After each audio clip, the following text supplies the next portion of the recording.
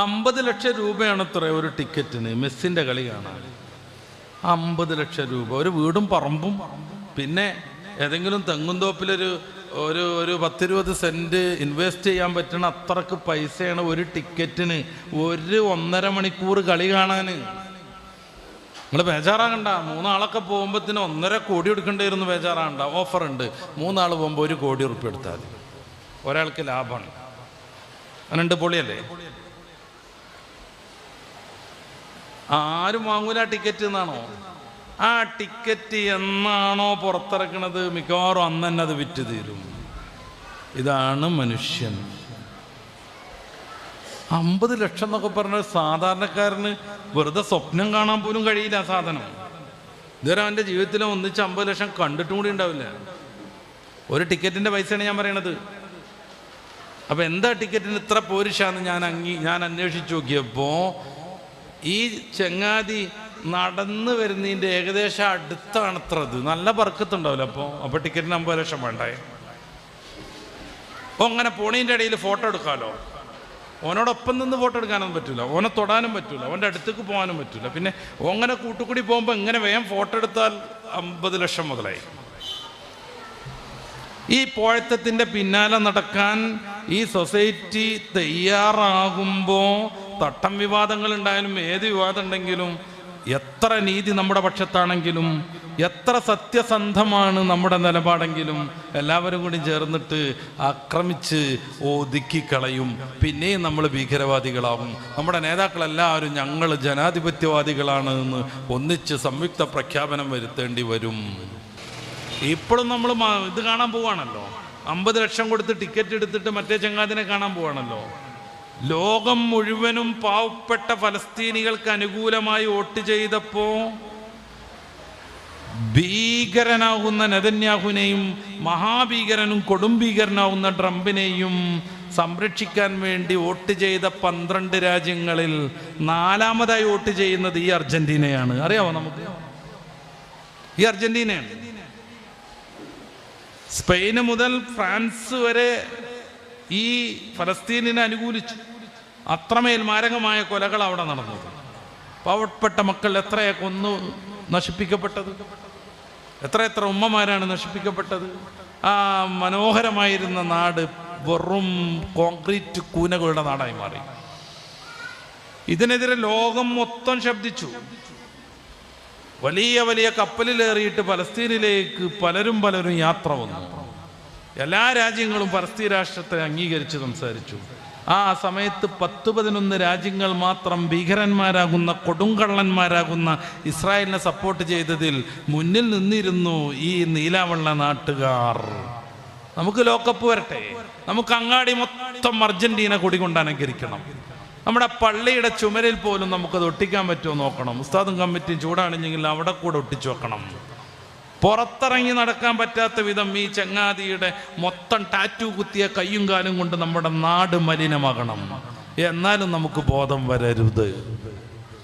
50 ലക്ഷമല്ല, 1 കോടി ആയാലും ടിക്കറ്റ് എടുക്കണം. നമ്മുടെ നാട്ടിൽ പോകാൻ വന്നിട്ടൊന്ന് കണ്ടിട്ട് പിന്നെ നമ്മളെന്തിന് പറ്റുക എന്നുള്ളത് നമ്മൾ ഓരോരുത്തരും സ്വയം ചോദിക്കണം. എന്നിട്ട് നമ്മുടെ ഗോപിനാഥ് മുതുക്കാട് എഴുതിയതുപോലെ നമ്മുടെ പ്രാർത്ഥനയിൽ പോലും ഫുട്ബോൾ കൊണ്ട് നിറക്കണം. നാണുണ്ടോ നമുക്ക്? മാനുണ്ടോ? ഫുട്ബോൾ ഒരു ഫിസിക്കൽ ട്രെയിനിങ് എന്നുള്ള രീതിയിൽ വേണമെങ്കിൽ കളിച്ചോളൂ. അവരത്തൊക്കെ മറച്ചിട്ട് അത്യാവശ്യം നിങ്ങളുള്ള മുട്ടൊക്കെ മറയുന്ന ട്രൗസറൊക്കെ ഇട്ടിട്ട് അല്ലെങ്കിൽ അതിന് പറ്റുന്ന സ്പോർട്സ് ഫാൻസൊക്കെ ഇട്ടിട്ട് കളിച്ചോളൂ. ഞാൻ അതിനൊന്നും എതിർക്കുകയല്ല. ഒരു ഫിസിക്കൽ ട്രെയിനിങ് എന്ന രീതിയിൽ. അതിനപ്പുറത്തേക്ക് അതൊരു മതമായി വികസിച്ചാൽ, അത് ജീവിതത്തിൻ്റെ ഏറ്റവും പ്രധാനപ്പെട്ട ലക്ഷ്യമായി മാറിയാൽ, അതിനുവേണ്ടി തറവാട് പണയപ്പെടുത്തിയാലും ടിക്കറ്റ് എടുക്കുമെന്ന് വാശി പിടിച്ചാൽ അതൊരു വലിയ രോഗമായിട്ട് നമ്മൾ മനസ്സിലാക്കേണ്ടി വരും. അതിനുവേണ്ടി മാത്രം ജീവിക്കുക. എനിക്കൊക്കെ ഉള്ളൊരു അനുഭവം എന്താ വെച്ച് കഴിഞ്ഞാൽ, കോഴിക്കോട് കോംപ്ലക്സ് പള്ളിയിൽ നിന്നൊരിക്കൽ ഏതാനും 2 വർഷം മുന്നത്തെ ലോകകപ്പിൻ്റെ അന്ന് നിസ്കരിച്ചിറങ്ങുമ്പോൾ ഒരു ചെറുപ്പക്കാരെ ഓടി വന്നിട്ട് ദ്വാരക്കാൻ പറഞ്ഞു. ഉമ്മ എങ്ങാണ്ട് വെന്റിലേറ്ററിലാന്ന് കരുതി. ഞാൻ നിറച്ച ആശുപത്രികളാണ്. എന്നോട് പറഞ്ഞെന്താ അറിയോ, ഇന്ന് ബ്രസീലിൻ്റെ ജർമ്മനീൻ്റെ കളിയാണ്, ബ്രസീൽ ജയിക്കാൻ ദ്വാരക്കണം എന്നാണ്. ഒരു മൂലയൊരു പള്ളിയിൽ നിന്ന് ഇറങ്ങി വരുമ്പോൾ സുബൈക്ക് തന്നെ ഓടി വന്ന് കതച്ചോ ആവശ്യപ്പെട്ടതാണ്. അപ്പോഴാണ് ഇപ്പം ഗോപിനാഥ് മുതുക്കാട് എഴുതിയത് ശരിയാണെന്ന് എനിക്ക് തോന്നിയത്. അതുവരെ അയാൾ തള്ളിയതാണെന്നായിരുന്നു ഞാൻ വിചാരിച്ചത്. വെറുതെ പറയാൻ തോന്നി, ഇന്ന് 5 ഗോളിന് എൻ്റെ ബ്രസീൽ തോൽക്കുന്നു. ഓ അങ്ങനെ ചിരിച്ചു പൊത്തിയിട്ട് വല്ല കഥയും അറിയാമോ? അതിലെ കുറേ പോരിശാക്കപ്പെട്ടവരെ പേരൊക്കെ പറഞ്ഞെന്ന്. ഓലൊക്കെ ഉണ്ടാകുമ്പോൾ തോൽക്കേ. ഞാൻ പറഞ്ഞു എന്ത് പറഞ്ഞിട്ട് കാര്യമില്ല, എന്നാൽ 5 ഗോളിന് തോൽക്കും. കുറച്ച് മഴയായിക്കൂടെ എന്ന് ഓനല്ല തോന്നിയിട്ടുണ്ടാവും. അന്നാണ് 7-1 അവർ തോറ്റത്. ഞാൻ പറഞ്ഞുകൊണ്ടാണെന്നൊന്നും എനിക്ക് അഭിപ്രായമല്ല. അന്നാണ് 7-1 അവർ തോറ്റത്. 20 മിനിറ്റ് ഇവിടെ 1.5 മണിക്കൂർ പോലെ അങ്ങനെ ഇടുകയാണെന്നുണ്ടെങ്കിൽ ഓരോരുത്തർക്കും 3 മുട്ട കിട്ടുമായിരുന്നു. അന്ന് തന്നെയാണ് നമ്മുടെ ജില്ലയിലെ ഒരു ഉസ്താദ്, നിങ്ങൾ കളിൻ്റെ ആളുകളൊക്കെ ആയിക്കോളി കുഴപ്പമില്ല, പക്ഷെ ദീനേക്കാൾ അതിന് പ്രാധാന്യം കൊടുക്കരുത് എന്നും പറഞ്ഞ് പ്രസംഗിച്ചത്. ഈ കാണുന്ന ഓരോരുത്തരെയും നമ്മൾ അനുകരിക്കരുത് എന്ന് പ്രസംഗിച്ചത്. പള്ളിയിൽ നിന്ന് തിരിഞ്ഞ് 3 മണിയായപ്പോഴേക്ക് പള്ളിൻ്റെ മുമ്പിൽ വലിയ ബാനർ വന്നു, ഉസ്താദ് എന്ത് പറഞ്ഞാലും കപ്പ് ബ്രസീലിനെന്ന്. അന്നാണ് 7-1 തോറ്റത്. ഞാൻ പറയുന്നത് ഒരു കളി എന്നുള്ള നിലക്ക് അതിനെ ആക്രമിക്കാനല്ല. എല്ലാവരും കൂടെ കൂടിയിട്ട് ഇനി ഈ കഷ്ണം മുറിച്ചിട്ട് ഏറെ കയറ്റും വേണ്ട. ഏറെ കയറ്റുകയാണെന്നുണ്ടെങ്കിൽ സന്തോഷത്തോടെ സ്വീകരിക്കാൻ പാകപ്പെടുകയും ചെയ്തിട്ടുണ്ട്. ഇങ്ങനെയൊക്കെ പറയുമ്പോൾ അല്ലെങ്കിൽ വല്ല തിരുത്തും നടത്തേണ്ടി വരുമ്പോൾ അതങ്ങോട്ട് ചെയ്യുമ്പോൾ ഏറെ കയറ്റുകയാണേലേ എർത്ത് ദുഃഖമാണുണ്ണി ഏറെല്ലേ സുഖപ്രദം എന്ന് പാടേണ്ടി വരും നമ്മൾ. എന്താ ദീന് പറയാൻ പറ്റൂലേ? ദീന് പറയുമ്പോഴത്തേനാകെ പ്രശ്നമാവേ. പെൺകുട്ടി യൂണിഫോമിന് വിരുദ്ധമല്ല തട്ടിടുമ്പോൾ എന്ന് പറയുമ്പോഴേക്ക് ജനാധിപത്യ വിരുദ്ധമാവേ. ആർക്കും എന്തും ചെയ്യാമെന്നോ? അങ്ങനെ എല്ലാം സഹിക്കാനും ഞങ്ങൾ ജനാധിപത്യവാദികളാണെന്ന് ഇടക്കിടക്ക് തെളിയിക്കാനും അങ്ങനെ ജനാധിപത്യത്തിൻ്റെ സർട്ടിഫിക്കറ്റ് എല്ലാവരും വാങ്ങിയിട്ട് ഇങ്ങനെ അട്ടിട്ട് വെക്കാനും ഒരു സമുദായത്തിന് മാത്രം നിർബന്ധം വരും. നമ്മുടെ ജീലാനി ഷെയ്ഖിൽ നിന്ന് അകലിൽ നിന്നുകൊണ്ടായി പ്രശ്നം വരുന്നത്. നമ്മളത് മനസ്സിലാക്കാതെ വയ്യ. ജീലാനി ഷെയ്ഖിൻ്റെ ജീവിതത്തിൽ നിന്ന് നമ്മൾ അകലുന്നു എന്ന് വെച്ചാൽ ആത്മീയതയുടെ മാർഗത്തിൽ നിന്ന് നമ്മൾ വിട്ടുപോകുന്നു. മണിക്കൂറുകൾ മഗ്രിബി ഖളാക്കി പന്ത് കളി കണ്ടാലും മഗ്രിബിൻ്റെ ശേഷം 2 സുന്നത്ത് കയറിക്കാൻ നമുക്ക് സമയം കിട്ടാതെ വരുന്നു. ഞാനത് വെറുതെ അറിയണതല്ല. ഏതോ ഒരു കേരളത്തിൽ നടന്ന ഒരു ജില്ലാ തലത്തിലുള്ള ഒരു പന്ത് കളിയുടെ, ജില്ലാതലമല്ല സ്റ്റേറ്റ് തലത്തിൽ ജില്ലകൾ ഏറ്റുമുട്ടിയ ഒരു കളി നമ്മുടെ കോട്ടപ്പടി ഗ്രൗണ്ടിൽ നടന്നിട്ടുണ്ടായിരുന്നു ഏതാനും വർഷം മുന്നേ. ഒരു 6:30 കണ്ടാണ് അതിന് കിക്ക് ഓഫ്, അതിൻ്റെ ഈ തുടക്കം. അന്നൊരു 6:40 6:35 ബാങ്ക് കൊടുക്കൽ, മഗ്രിബ് ബാങ്ക് കൊടുക്കൽ. 20,000 ആളുകൾക്കാണ് ഇത്ര സ്റ്റേഡിയത്തിൽ കൊള്ളാൻ പറ്റുക. പക്ഷെ മലപ്പുറത്തിൻ്റെ ഫൈനൽ കളി ആയതുകൊണ്ട് പ്രേമികൾ കൊണ്ട് ഒഴുകിയിട്ട് ഈ പന്തളിക്കാർ ഓടുന്നിടത്തൊരു വരടും, ആ വരെയും കാണികളായിരുന്നു എന്നാണ് പറഞ്ഞത്. 10-25,000 ആളുകൾ. ആ കളി കൊണ്ട് തീരുമാനമായില്ലേ. പിന്നെ എത്രയോ മിനിറ്റ് അവർക്ക് സ്പെഷ്യൽ കളിക്കാൻ സമ്മതം കൊടുത്തു, അതിലും ആരും ജയിച്ചില്ല. പിന്നെ വേറെന്തോന്ന് കൊടുത്തു, അതിലും ജയിച്ചില്ല. പിന്നെ അവസാനം എങ്ങനെയോ ഒരു ഗോൾ അടിച്ചിട്ടാണ് മലപ്പുറത്തേക്ക് കപ്പ് കിട്ടിയത്. അപ്പോഴേക്ക് എത്ര ആയി എന്നറിയാം? 8-8.5 ആയി. 25,000 പേരിൽ ഏറ്റവും ചുരുങ്ങിയത് 22,000 ആളെങ്കിലും മുസ്ലിങ്ങളായിരിക്കും. നിറയെ പള്ളിയുള്ള മലപ്പുറം ടൗണിൽ 10-22,000 ആളുകൾ മഗ്രിബി ഖളാ ആക്കുന്ന സങ്കടത്തെ നമുക്കൊന്ന് പറയേണ്ടതില്ലേ? പറയണ്ടേ? നിങ്ങൾ ആലോചിച്ചു. 10-22,000 ആളുകൾ പച്ചക്ക് മഗ്രിബി ഖളാ ആക്കുക. ഈ സ്റ്റേഡിയത്തിൻ്റെ തൊട്ടപ്പുറത്തുണ്ട് നമ്മുടെ പള്ളി, തൊട്ടപ്പുറത്ത് ഒരു റോഡിൻ്റെ വ്യത്യാസം. അതിൻ്റെ തൊട്ടിപ്പുറത്ത് ഖലീൽ തങ്ങൾ പാപ്പ ഉണ്ടാക്കിയപ്പോൾ ആ പോലീസ് സ്റ്റേഷൻ്റെ ബാക്കിലുള്ള മനോഹരമായ പള്ളിയുണ്ട്. കുറച്ച് അപ്പുറത്ത് പോയൊക്കെ വേറെ പള്ളിയുണ്ട്. അവിടുന്ന് ആ പാടത്ത് പോണ റൂട്ടിൽ ഖലീൽ തങ്ങൾ പാപ്പയൊക്കെ ഉണ്ടാക്കിയ 2-3 നിലയുള്ള 2 പള്ളികളുണ്ട്. ഇത്രമേൽ പള്ളികൾ നിറഞ്ഞു നിൽക്കുന്ന ആ ടൗണിൽ 22,000 മുഅ്മിനീങ്ങൾ ഒരൊറ്റ സമയത്ത് മഗ്രിബി ഖളാ ആക്കുന്നു. എന്തിനു വേണ്ടിയിട്ട്? ഈ പന്തളി കാണാൻ വേണ്ടിയിട്ട്. അങ്ങനെയാണെങ്കിൽ പന്തളിയോട് പോയി പണി നോക്കാൻ പറയേണ്ടി വരും. അപ്പോഴേക്ക് നമ്മളൊരു 6-ാം നൂറ്റാണ്ടുകാരാവോ? 6-ാം നൂറ്റാണ്ടിന് ഒരു കുഴപ്പമില്ല അങ്ങനെയെങ്കിൽ എന്ന് നമ്മൾ പറയേണ്ടി വരും. ഞാൻ പറയണത് മറ്റുള്ള ആളുകളുടെ സമ്മർദ്ദത്തിന് നമ്മൾ വഴങ്ങരുത് എന്നാണ്. ആരെയും ഉപദ്രവിക്കാനല്ല, ആരെയും വിദ്വേഷം വെക്കാനല്ല, എല്ലാവരോടും അർഹമായ സൗഹൃദം നമ്മൾ വെച്ച് പുലർത്തണം. ഷെയ്ഖ് ജീലാനി തങ്ങളുടെയും റിഫായി തങ്ങളുടെയൊക്കെ ജീവിതത്തിൽ എത്രയെത്ര മുസ്ലിങ്ങളെയാണ് അവർ പരിചരിക്കുന്നത്, സഹായം ചെയ്യണത്. കള്ളന് പോലും ഗോതമ്പ് പിടി കൊടുക്കുന്ന റിഫായി തങ്ങളെ നമുക്ക് ചരിത്രത്തിൽ വായിക്കാൻ പറ്റുന്നുണ്ട്. തൊലിക്കാത്ത ഗോതമ്പ് കെട്ടിയിട്ട് തലയിൽ എടുത്തു വെക്കാൻ ശ്രമിക്കുന്ന കള്ളനെ കണ്ടിട്ടാണ് റിഫായി തങ്ങൾ വീട്ടിലേക്ക് ചെല്ലണത്. മൂപ്പരാള് അതിങ്ങനെ പൊക്കിക്കൊടുക്കാൻ തീരുമാനിച്ചു. അപ്പോഴേ മൂപ്പർക്ക് തോന്നണത് അത് അവിടെ ഇടാൻ പറഞ്ഞു. ആ ചാക്കുമായിട്ട് അകത്തേക്ക് വരാൻ പറഞ്ഞു. എന്നിട്ട് അവിടെ പൊടിച്ചു വെച്ച ഗോതമ്പുണ്ട്, അത് കൊണ്ടുപോയിക്കോളൂ എന്ന് പറഞ്ഞു. കാരണം ഇത് തൊലി കളഞ്ഞ് കുത്തി പൊടിച്ചാവുമ്പോഴേക്ക് കുറേ ബുദ്ധിമുട്ടാകുമെന്നും പറഞ്ഞിട്ട്. കള്ളൻ്റെ കയ്യിൽ പൊന്നു കൊടുത്തോവർ മൊയ്തീൻ ശൈഖ് തങ്ങളുടെ ചരിത്രത്തിൽ നമ്മൾ കാണുന്നുണ്ട്. കള്ളൻ്റെ തലയിലേക്ക് ഒരു ചാക്ക് നിറച്ച് ഗോതമ്പ് പൊടി ഏറ്റിക്കൊടുത്തോവർ റിഫായി ഷെയ്ഖിൻ്റെ ചരിത്രത്തിൽ നമുക്ക് കാണാൻ പറ്റുന്നുണ്ട്. കള്ളന് തലയ്ക്ക് ഗോതമ്പ് പൊടി മൊത്തം പിടിച്ചു കൊടുത്തിട്ടേ അവനിങ്ങനെ വീട്ടിൽ നിന്ന് ഇറങ്ങാൻ നിൽക്കുന്ന സമയത്ത് അവിടെ നിൽക്കിയെന്ന് പറയാണ് ഷെയ്ഖ് റിഫായി തങ്ങൾ. എൻ്റെ വീട്ടിൽ നിന്ന് നട്ടപ്പാതിരക്ക് വലിയ ചാക്ക് ബാണ്ഡോയിട്ട് ഇങ്ങനെ പോണ കണ്ടാൽ ചിലപ്പോൾ ആളുകൾ നിന്നെ ആക്രമിച്ചേക്കും, അതുകൊണ്ട് ഞാൻ കൂടെ പോരാന്ന് പറയുന്നുണ്ട്. അതിർത്തി കഴിയുവോളം കള്ളന് കാവൽ നിന്നു റിഫായി ഷെയ്ഖ് തങ്ങൾ. ഈ സൗഹൃദം മുസ്ലിമിന് അവകാശപ്പെട്ടതാണ്. പിറ്റേന്നായപ്പോൾ ജൂതനാകുന്ന കള്ളനും കുടുംബം ഒന്നിച്ചു വന്നു. റിഫായി ഷെയ്ഖിനെ കണ്ടിട്ട് ഇസ്ലാമിലേക്ക് കടന്നു വന്നു. നമുക്ക് സൗഹൃദം ആവേണ്ടവരോടൊക്കെ ആവാം. പക്ഷെ സാംസ്കാരികമായി അധിനിവേശം നടത്താൻ ഏത് രീതിയിൽ ശ്രമം നടത്തിയാലും നമുക്കത് തിരിച്ചറിയണം. നിസ്കാരം മുടക്കിയിട്ട് ഒരു ഫുട്ബോളും പാടില്ല. പഠനം മുടക്കിയിട്ട് നമുക്ക് ഒരു മൊബൈലും ഒരു വാട്സാപ്പും ഒരു ട്വിറ്ററും ഒരു ഇൻസ്റ്റയും പറ്റൂല. ഇൻസ്റ്റ എന്ന് പറയുന്ന സാധനമൊക്കെ എന്ത് വൃത്തികെട്ടതാണ് നമ്മൾ ആലോചിക്കുക. എന്നെ കേൾക്കുന്ന സഹോദരിമാരുടെ മൊബൈലൊക്കെ ആ സാധനം അബദ്ധത്തിൽ വന്നിട്ടുണ്ടെങ്കിൽ ഇന്ന് അത് ഡിലീറ്റ് ചെയ്യുക. ഒരു ഗുണമില്ല, നഷ്ടം മാത്രം. ബാംഗ്ലൂരിലെ ഒരു യൂണിവേഴ്സിറ്റി നടത്തിയ പഠനത്തിൽ കേരളക്കാർ 6 മണിക്കൂർ സോഷ്യൽ മീഡിയയിൽ ചെലവഴിക്കുന്നു എന്നാണ് പറയുന്നത്. ഡെയിലി 24 മണിക്കൂറിൽ ഒരു ശരാശരി 4 മണിക്കൂർ നമ്മൾ പിടിക്കുക. 4 മണിക്കൂർ ഇതിനു വേണ്ടി ഉപയോഗിക്കുന്നുവെങ്കിൽ നമ്മുടെ ജീവിതത്തിൽ മിച്ചം വെക്കാൻ പിന്നെ എന്തുണ്ടാകും എന്ന് ആലോചിച്ച് നോക്കുക. ആഖിറത്തിന്റെ കാര്യം മാത്രമല്ല, നല്ലൊരു ബിസിനസ്സുകാരൻ 4 മണിക്കൂർ മൊബൈൽ കളഞ്ഞാൽ അവൻ്റെ ബിസിനസ് എന്താവും? നല്ലൊരു കർഷകൻ, നല്ലൊരു കച്ചവടക്കാരൻ 4 മണിക്കൂർ ഇതിമ ചെലവഴിച്ചിട്ടുണ്ടെങ്കിൽ പിന്നെ അവൻ്റെ കച്ചവടത്തിന് എന്ത് പുരോഗതി വരും? ഭാര്യയോടൊപ്പം സല്ലപിക്കേണ്ട സമയത്ത് പോലും അവൾ അവളുടെ മൊബൈലിലും ഭർത്താവ് അവൻ്റെ മൊബൈലിലും. വഴുതിന് കാളം കിട്ടിയ മാതിരി അവർ അങ്ങോട്ടും ഇങ്ങോട്ടും തിരിഞ്ഞടക്കുകയാണ്. എന്തിന്? മെസ്സേജ് വിടാൻ, ചാറ്റ് ചെയ്യാൻ. ഇപ്പുറത്ത് സ്വന്തം ഭർത്താവുണ്ട്, തൊട്ടടുത്ത് ചേർന്ന് ഭാര്യയുണ്ട്. അതല്ല പ്രധാനം, പിന്നെ ആരോടോ ചാറ്റ് ചെയ്തുകൊണ്ടിരിക്കണം. അങ്ങനെ കുടുംബം നശിക്കുന്നു, സമൂഹം നശിക്കുന്നു, നമ്മുടെ ആരോഗ്യം നശിക്കുന്നു, സമ്പത്ത് നശിക്കുന്നു, ബിസിനസ്സും വ്യവഹാരങ്ങളും സംരംഭങ്ങളും നശിച്ചു പോകുന്നു. ഇതാണോ ബുദ്ധിയുള്ള മനുഷ്യൻ്റെ ഒരു ലക്ഷ്യം? ഇങ്ങനെ തീരാനാണോ? ആഖിറത്തിന്റെ കാര്യം വേറെ, ആഖിറത്തിന്റെ കാര്യം വേറെ. അതെല്ലാം സമയമില്ല. ഹിസ്ബുൻ നസ്രി എല്ലാം യാതൊരു സമയമില്ല. ദലായിൽ ഖൈറാത്ത് ചെല്ലാൻ 50 വയസ്സായിട്ടും നമുക്ക് പറ്റണില്ല.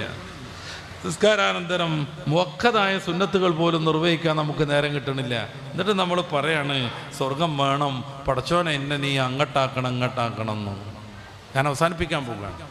ഷെയ്ഖ് ജീലാനി തങ്ങളുടെ ആദർശം എന്താണെന്ന് നമ്മൾ പിന്നെയും പിന്നെയും പഠിച്ചുകൊണ്ടിരിക്കുക. മഹാനുഭാവൻ്റെ കുറേ ഉപദേശങ്ങളുണ്ട്. നിന്റെ ദുന്യാവിനെ നിന്റെ ഹൃദയത്തിൽ നിന്ന് കരങ്ങളിലേക്ക് മാറ്റുക എന്ന് മഹാനുഭാവൻ ഉപദേശിക്കുന്നുണ്ട്. ദുന്യാവേന്ന് കരുതി ജീവിക്കാതിരിക്കാനാണ് ആ പറയുന്നത്. അത് കരങ്ങളിലേക്ക് മാറണം. ദുന്യാവ് അത്ര മോശമൊന്നുമല്ല. ദുന്യാവില്ലാതെ നമുക്ക് മുന്നോട്ട് പോകാനും പറ്റൂല. പക്ഷെ ഈ ദുന്യാവിനെ അഖ്രിജുദ്ദുന്യാ മിൻ ഖുലൂബിക്കും മിനായിദീക്കും, ദുന്യാവിനെ നിങ്ങളുടെ കരങ്ങളിലേക്ക് മാറ്റണം. എന്ന് വെച്ചാൽ ജോലി ചെയ്യണം, അധ്വാനിക്കണം, പറ്റുന്നത്ര സമ്പത്ത് സ്വരൂപ് കൂട്ടണം, ഭാര്യക്കും മക്കൾക്കും നിലവാരമുള്ള ജീവിതം കൊടുക്കണം, സുരക്ഷിതമായ വീട് വേണം, സഞ്ചരിക്കാൻ വാഹനം വേണം, അതിന് ദുന്യാവ് വേണം. അത് കരങ്ങളിലാവണം. ഖൽബ് ഫുള്ള് ദുന്യാവരുത്. ദുന്യാവേന്ന് കരുതി ജീവിക്കരുത്. സ്വന്തം മക്കളോടൊന്നും സംസാരിച്ചിരിക്കാൻ പറ്റാത്ത വിധം ബിസിനസ് നമ്മളെ ലോക്ക് ചെയ്യരുത്. സ്വന്തം മക്കളോടൊന്ന് ഇത്തിരി നേരം സംസാരിച്ചിരിക്കാൻ പറ്റാത്ത വിധം ഭാര്യയെ കാത്തിരിക്കണ ഭാര്യൻ്റെ മുന്നിലേക്ക് നമ്മൾ ചെല്ലുകയാണ്. 2 ഫോണും 1 ലാപ്ടോപ്പൊക്കെ ആയിട്ട്. ഒരു ഫോൺ ഇങ്ങനെ സംസാരിച്ചുകൊണ്ടിരിക്കുമ്പോൾ ഒന്ന് ഹോൾഡ് ചെയ്യുന്ന പറഞ്ഞ് മറ്റേ നമ്മൾ സംസാരിക്കുകയാണ്. എന്നിട്ട് ലാപ്ടോപ്പ് തുറക്കുകയാണ്. എന്നിട്ട് അന്നത്തെ വില പറഞ്ഞു കൊടുക്കുകയാണ്. അപ്പോഴേക്കും മറ്റേ കോള് വരികയാണ്. ഇതല്ല ഭാര്യ പ്രതീക്ഷിച്ചിരിക്കണത്. രാവിലെ മുതൽ നമ്മളെ കാത്തിരിക്കുന്നുണ്ട് അവൾ. നമ്മുടെ കുറേ സന്തോഷങ്ങളും ആനന്ദങ്ങളും നമ്മുടെ കൂട്ടുകാരോടൊപ്പം പോകുന്നു. പുറത്തുകൂടി നടക്കുമ്പോൾ തീരുന്നു. സ്റ്റുഡൻസിനോടൊപ്പം അവസാനിക്കുന്നു. നമ്മൾ പലതും എൻജോയ് ചെയ്തുകൊണ്ടിരിക്കുന്നു. ഈ പെണ്ണ് നമ്മളെ മാത്രം കാത്തിരിക്കുന്നു. അല്ലെങ്കിൽ ഓളോടും പറയണം, ഒരു 4-5 പുരുഷന്മാരായിട്ട് നീയും ചാറ്റ് ചെയ്തോ. 4-5 പുരുഷന്മാരെ നീയും കണ്ടുപിടിച്ചോ, ഞാൻ വരുവോളം ഈ ഓലപ്പം കൂടിക്കോ എന്ന് പറയണം. ഇങ്ങനെ ആവരുത്. ഷെയ്ഖ് ജീലാനി തങ്ങൾ പറയാണ്, അഖ്രിജുദ്ദുന്യാ മിൻ ഖുലൂബിക്കും ഇലായിദീക്കും. മഹാനുഭാവൻ ഒന്നും കൂടി പറയുന്നുണ്ട്, കൂനു ബവ്വാബീന അലാ ബാബി ഖുലൂബിക്കും. നിങ്ങളുടെ ഹൃദയത്തിൻ്റെ വാതിലിൻ്റെ അവിടെ നിങ്ങൾ കാവൽക്കാരാവണം. വദ്ഖുലുമായ ഉംറുക്കുമുല്ലാഹു ബിദ്ഖാലി, അള്ളാഹു പ്രവേശിപ്പിക്കാൻ പറഞ്ഞതിനെ മാത്രം ഹൃദയത്തിലേക്ക് കടത്തണം. പ്രണയം കയറരുത്, മദ്യം കയറരുത്, മയക്കുമരുന്നിനോടുള്ള അഭിവാഞ്ച കയറരുത്, സിനിമ കണ്ടുകൊണ്ടിരിക്കണമെന്ന മോഹം വരരുത്.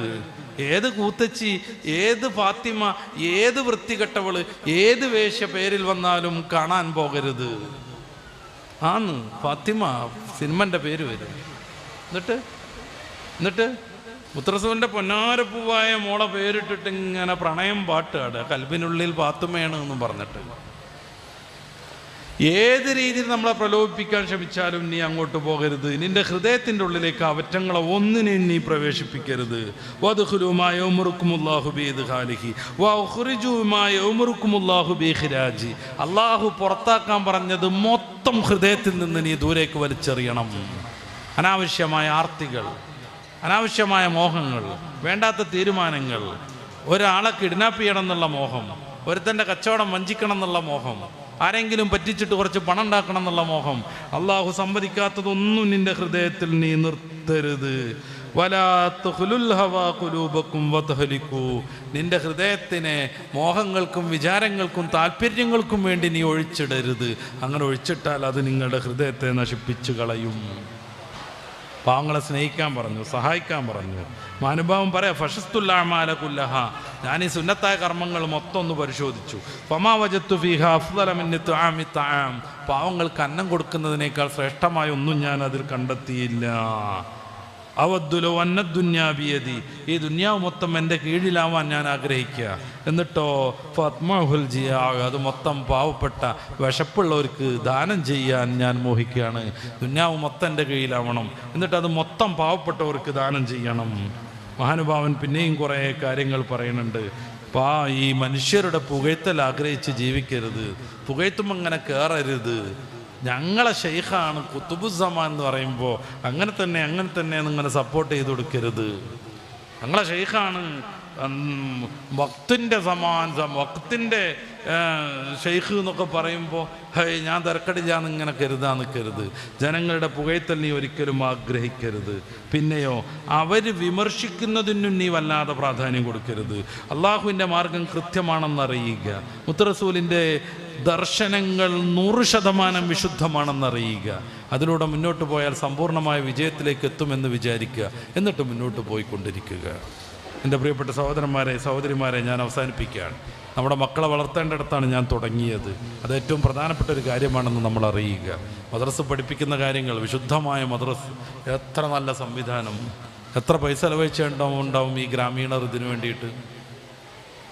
ഇവിടെ പഠിക്കുന്നത് കുട്ടികളുടെ ജീവിതത്തിൽ ഉപകാരപ്പെടണം.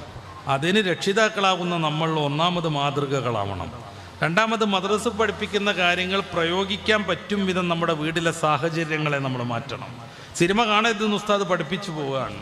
കുട്ടി ആ പ്രതിജ്ഞയുമായി വീട്ടിലേക്ക് എത്തുമ്പോൾ ഒരു ചുമര് മൊത്തമുള്ള സിനിമ എല്ലാവരും കൂടി കണ്ടുകൊണ്ടിരിക്കുകയാണ്. ഈ കുട്ടി പ്രലോഭിതയാകും. അവൾക്ക് വല്ലാതെ പിടിച്ചിക്കാൻ പറ്റൂല. തട്ടം കഴിച്ചിട്ട് പർദ്ദ ഊരിയിട്ടിട്ട് അവൾ ഇരിക്കും അവിടെ. പിന്നെ കാണുന്നത് മൊത്തം ഫെമിനിസ്റ്റുകളെയാണ്. അതനുസരിച്ച് കുട്ടി കോലം തട്ടുമ്പോൾ നമ്മളിങ്ങനെ പറയാം, ഇപ്പോഴത്തെ കുട്ടികൾക്കൊന്നും ഒരു അതബുമില്ല, കാക്കൻ്റെ മോന്തൊക്കെ അടിക്കണം. ഇപ്പോഴത്തെ കുട്ടികൾക്കൊന്നും ഒരു അതബുമില്ല. ഇപ്പോഴത്തെ കുട്ടികൾക്ക് ഇതിനോട് താല്പര്യമില്ല, അവർ സംഘടനയ്ക്ക് വരുന്നില്ല, അവർ പൊതുപ്രവർത്തനത്തിനില്ല, ഉണ്ടാവില്ല.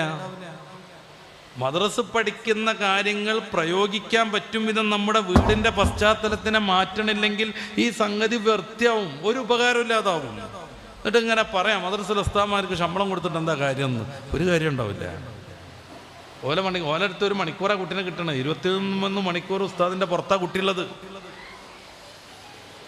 അവർക്ക് ഉസ്താദിന് കുട്ടിയോട് എന്തെങ്കിലും പറയാൻ കുറേ പരിമിതികളുണ്ട്. മുകളിലുണ്ട് ഇങ്ങനെ പൊട്ടാൻ നിൽക്കണ് പോക്സോ. വഴക്കറിയാൻ പറ്റൂല, പുറത്താക്കാൻ പറ്റൂല. രൂക്ഷമായി നോക്കുന്നത് പോലും പോക്സോ പ്രകാരം അറസ്റ്റ് ചെയ്യപ്പെടാനുള്ള കേസാണ്. +1 കുട്ടിയെ ക്ലാസ്സിൽ എഴുന്നേൽപ്പിച്ച് നിർത്തിയാൽ 60 കൊല്ലം ചിലപ്പോൾ തടവ് വരും, മാനം കെടുകയും ചെയ്യും. അത് പുറത്താക്കിയതായിരിക്കും പ്രശ്നം. പക്ഷെ ബാലപീഡനം എന്നാണ് പേപ്പറിൽ വരിക, കുടുംബം തന്നെ നാറും. അതുകൊണ്ട് ഉസ്താദന്മാർക്ക് വലിയ താല്പര്യമൊന്നും അതിലങ്ങനെ ഉണ്ടാവില്ല. ഇൻ്റെ മോനങ്ങൾ എത്ര തല്ലിയാലും വേണ്ടില്ല, ഓനെ നന്നാക്കി തന്നെ എന്ന് പറഞ്ഞാൽ വാപ്പന്നെ പിന്നെ കേസ് എടുക്കാൻ പോകും, മോനെ തല്ലിയെന്നും പറഞ്ഞുകൊണ്ട്. പിന്നെ അവിടെ ഇടപെടാൻ പറ്റുന്നത് നിലവിൽ രക്ഷിതാക്കളാവുന്ന നമുക്കാണ്. എവിടുന്നോ അങ്ങ് അകലിൽ നിന്ന് വന്നിട്ട് നിങ്ങളെ വഴക്കറിയാനല്ല. ഞാനും രക്ഷിതാവാണ്, നിങ്ങളൊക്കെ പോലെ മദ്രസ പഠിക്കുന്ന കുട്ടി എനിക്കുണ്ട്. നമ്മുടെ മക്കളൊക്കെ അല്ലാഹു നന്നാക്കി തരുമാറാവട്ടെ. അത് അവരെ വളർത്താൻ പറ്റും വിധം നമ്മുടെ സാഹചര്യം മാറുന്നില്ലെങ്കിൽ, വീടകം നമ്മൾ പരിവർത്തിതമാക്കുന്നില്ലെങ്കിൽ, നമ്മൾ മാതൃകകളാവണില്ലെങ്കിൽ ഇതുകൊണ്ടൊരു ഉപകാരം ഉണ്ടാവില്ല, നമ്മൾ മനസ്സിലാക്കണം. അതുകൊണ്ട് മക്കളെ വളർത്തുന്നതിന് ഷെയ്ഖ് ജീലാനി തങ്ങളുടെ ജീവിതത്തിൽ നിന്ന് വലിയ പ്രാധാന്യം കൊടുക്കുക. രണ്ടാമതായി ഇൽമിനെ കുറിച്ചാണ് ഞാൻ പറഞ്ഞത്. നമ്മുടെ സംവിധാനങ്ങളൊക്കെ ഉപയോഗിച്ച് മദ്രസ സദർസ്ഥാനൊക്കെ കണ്ടിട്ട് നമുക്ക് സുബൈൻ്റെ ശേഷം ഒരു ഫാത്തിഹ പഠിപ്പിക്കുന്ന പരിപാടി ഉണ്ടാക്കുക എന്ന് ആലോചിക്കുക. വെറുതെ മാലിക് യൗമിദ്ദീൻ എന്നുള്ള 4ാമത്തെ ആയത്ത് ഒഴിച്ചാൽ ബാക്കി 6 ആയത്തിലും സുലഭമാണ് ഹൽക്കിൻ്റെ അക്ഷരങ്ങൾ. ഇവിടുന്ന് വരണം ചെറുപ്പക്കാരെ, അത് 6 അക്ഷരം ഇവിടുന്ന് വരണം. നമ്മൾ ഭയങ്കര എക്സ്പേർട്ടുകളായതുകൊണ്ട് ഒക്കെ ചുണ്ടും തന്നെ വരും. നമുക്ക് ഇതിൻ്റെ ഒന്നും ആവശ്യമില്ല, മൊത്തം ചുണ്ടും തന്നെ വരും.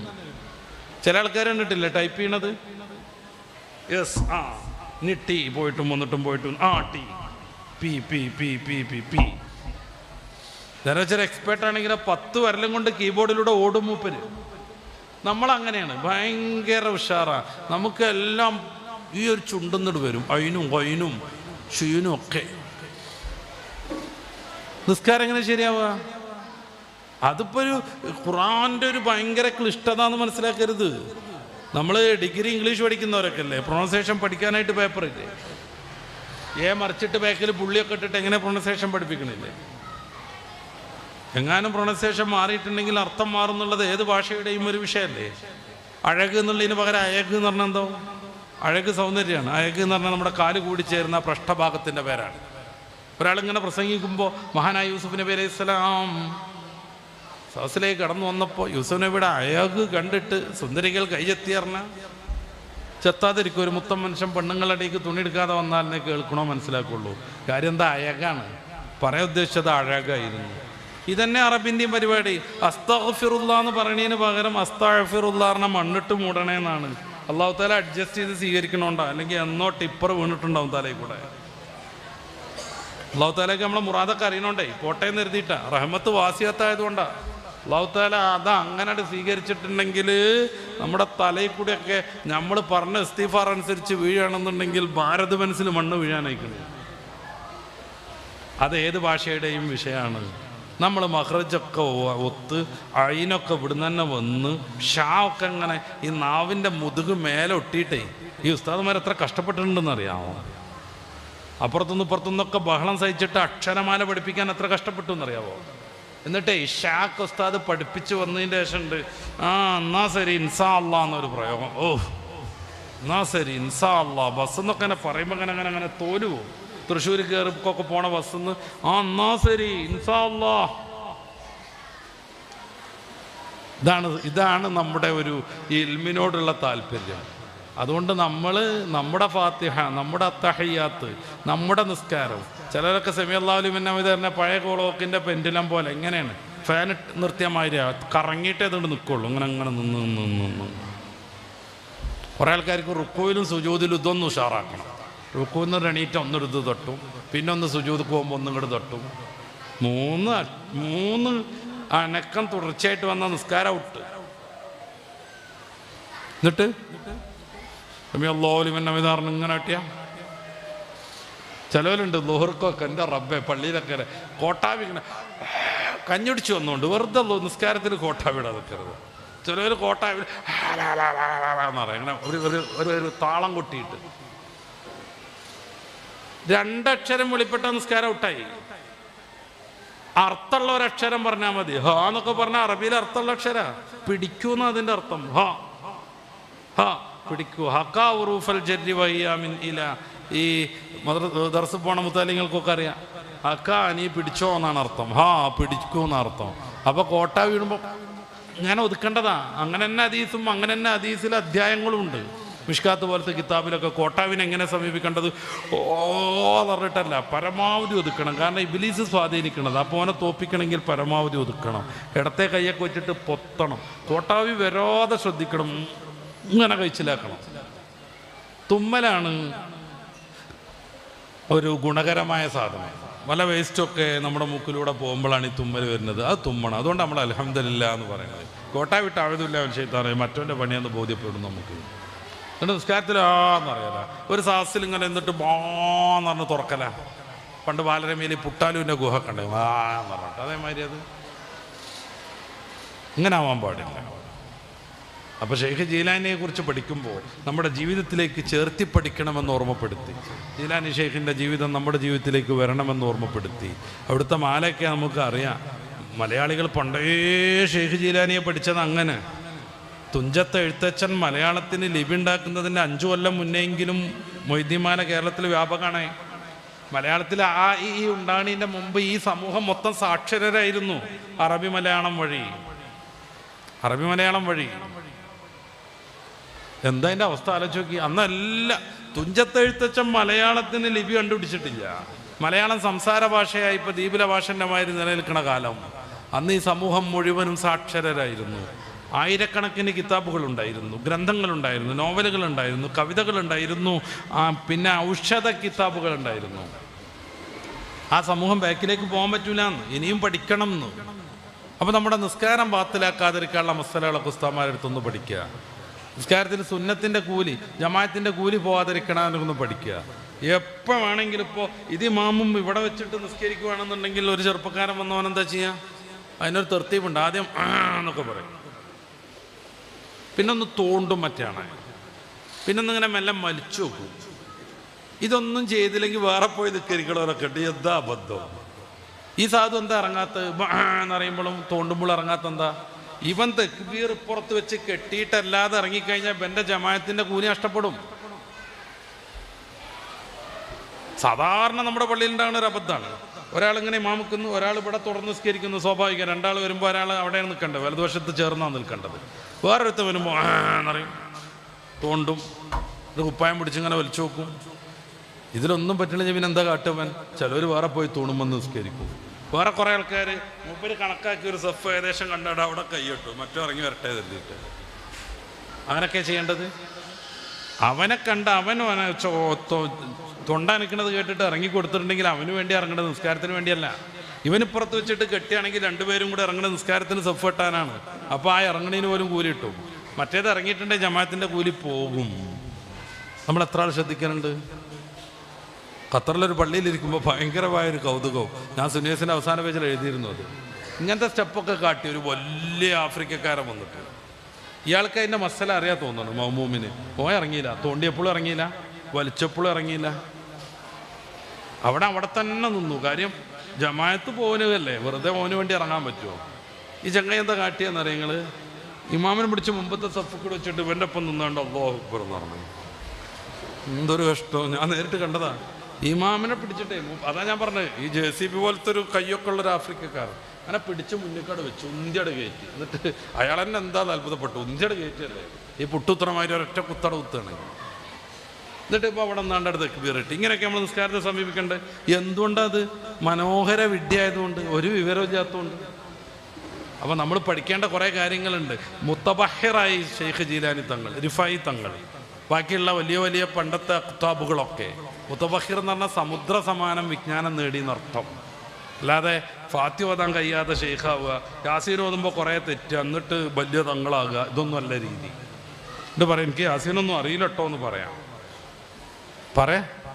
കാര്യമൊന്നുമില്ല. കാരണം തെറ്റാന്ന് എല്ലാവർക്കും അറിയണ്ടല്ലോ. പിന്നെ എനിക്ക് യാസീൻ അറിയുമെന്ന് അറിയാൻ പറ്റുമോ? ഇങ്ങനെയൊന്നുമല്ല ഷെയ്ഖന്മാരെന്ന് മനസ്സിലാക്കുക. ആത്മീയതയുടെ ഏറ്റവും പ്രധാനപ്പെട്ട ഭാവം ശരീഅത്താണ്. ശരീഅത്തിലൂടെയാണ് തരീഖത്തിലേക്ക് എത്തേണ്ടത്. അതിൻ്റെ 2ൻ്റെയും പൂർണ്ണതയിലാണ് ഹഖീഖത്തിലേക്ക് എത്തുക. അതാണ് ഷെയ്ഖ് ജീലാനി തങ്ങൾക്ക് പഠിപ്പിച്ചു തന്ന മാർഗം. നമ്മൾ ജീലാനി തങ്ങളെ പഠിക്കുകയും അവിടുത്തെ ജീവിതത്തിൽ പ്രയോഗിക്കുകയും ചെയ്ത് ഇരുലോകത്തും വിജയിക്കുന്ന നല്ല മുത്തീഖീങ്ങളായി മാറാൻ നമുക്ക് കഴിയണം. പടച്ച റബ്ബ് തൗഫീഖ് നൽകുമാറാവട്ടെ. നമ്മുടെ സംഗമത്തെ അള്ളാഹു സ്വീകരിക്കുമാറാവട്ടെ. സ്വർഗത്തിൽ ഷെയ്ഖ് ജീലാനി തങ്ങളോടൊപ്പം, റിഫായി ഷെയ്ഖിനോടൊപ്പം, ഈ വേദിയിൽ നമ്മൾ പരാമർശിച്ച വിവിധ മഹാന്മാരോടൊപ്പം പടച്ച റബ്ബ് നമ്മളെയൊക്കെ ഒരുമിച്ച് കൂട്ടിത്തരുമാറാവട്ടെ. നമ്മുടെ മക്കളെ ദുന്യാവിലും ആഖിറത്തിലും അള്ളാഹു സമ്പൂർണ്ണമായി വിജയിപ്പിക്കട്ടെ. പലവിധ സ്ഥാപനങ്ങളിൽ പഠിച്ചുകൊണ്ടിരിക്കുകയാണ് അവർ. പടച്ച റബ്ബേ, നീ ഹെഫ്ള് വർദ്ധിപ്പിക്കണേ തമ്പുരാനെ, അഖലും ഫഹമും വർദ്ധിപ്പിക്കണേ തമ്പുരാനെ. നിൻ്റെ ദീനിൻ്റെ ഇസ്സത്ത് കാക്കുന്ന നല്ല ദീനീ പോരാളികളായി അവരെ നീ വളർത്തണേ റഹ്മാനെ.